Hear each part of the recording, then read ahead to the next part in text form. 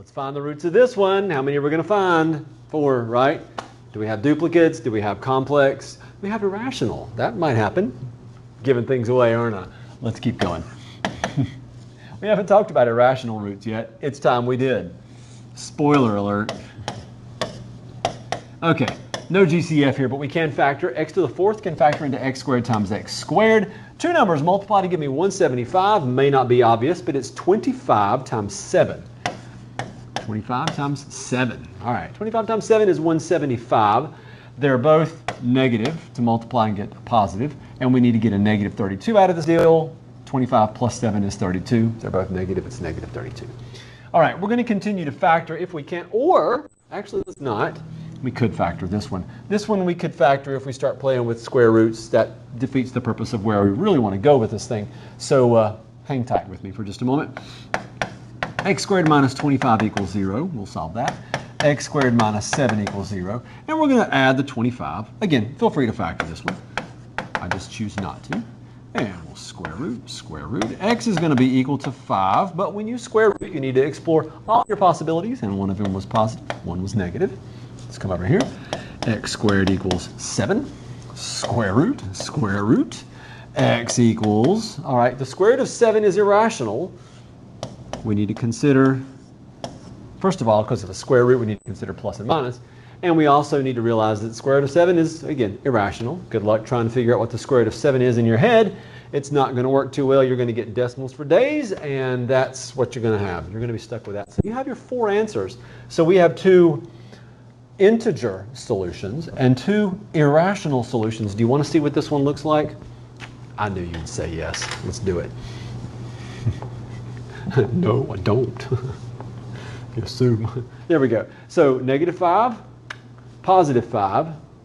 And then we have these other 2 dots that don't fall on a grid mark, and that's negative square root of 7 and positive square root of 7. Round it off, definitely. All right, let's do one more in this video, and then it's going to be, well, it's going to be this next one right here. And don't want to go to it quite yet. Instead, let's go to the whiteboard. I'm going to write it right here, and it is f of x equals x to the 3rd minus 9x squared minus 3x plus 27. And once we get to the end of this one, you're going to realize some patterns of what we've been dealing with, and that's going to prove a point that will launch us into something in the future. So let's keep going.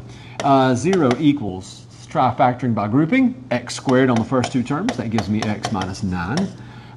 Negative 3 on those 2 terms. That gives me x minus 9. And we will continue to factor. So we're going to have x squared minus 3. And then x minus 9. So we'll set each of those equal to 0. X squared minus 3 equals 0.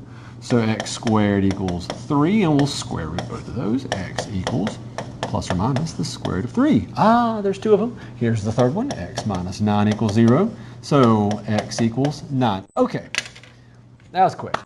You want to see the graph? I don't either. I mean, maybe we can get to it in a minute. But here's where I'm really going with this. This example and the one before it, and some of the other ones that have happened in these notes. I'm not going to write this out in words, but I do want to say it. And it's this. Whenever you have an irrational root, the square root of 3, crazy decimal, goes on for days, no pattern, right?